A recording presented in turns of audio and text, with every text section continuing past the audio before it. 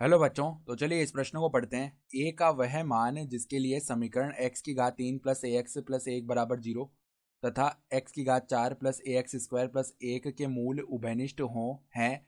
तो यहाँ पर देखो, इन चारों विकल्पों में से हमें सही विकल्प का चयन करना है।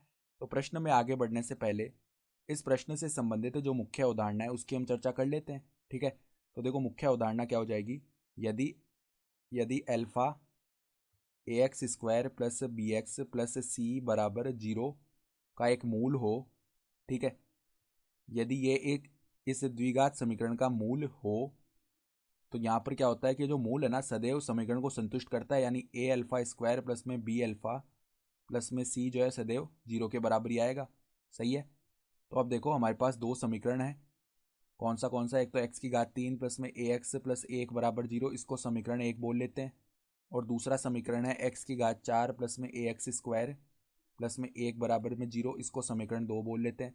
तो इनके जो उभयनिष्ठ मूल है वो निकालने के लिए हम क्या करते हैं, समीकरण 2 माइनस में समीकरण 1 करते हैं। तो देखो एक्स की घात 4 प्लस में ए एक्स स्क्वायर प्लस में एक माइनस में क्या आ जाएगा, एक्स की घात 3 माइनस में ए एक्स माइनस एक बराबर में देखो 0 माइनस 0 0 हो गया। तो एक से तो माइनस का एक शून्य हो गया।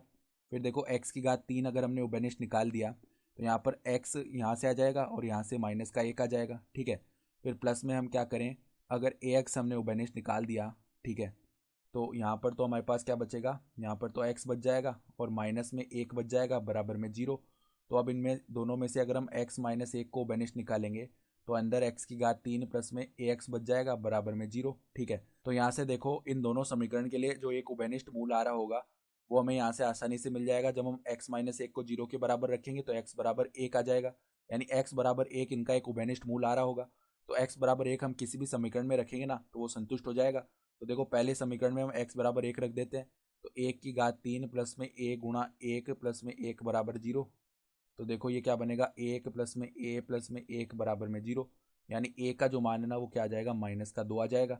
यानी कि विकल्प ए जो है वो हमारा सही विकल्प आ रहा है। तो आशा करता हूँ कि आपको ये प्रश्न समझ में आया होगा। धन्यवाद।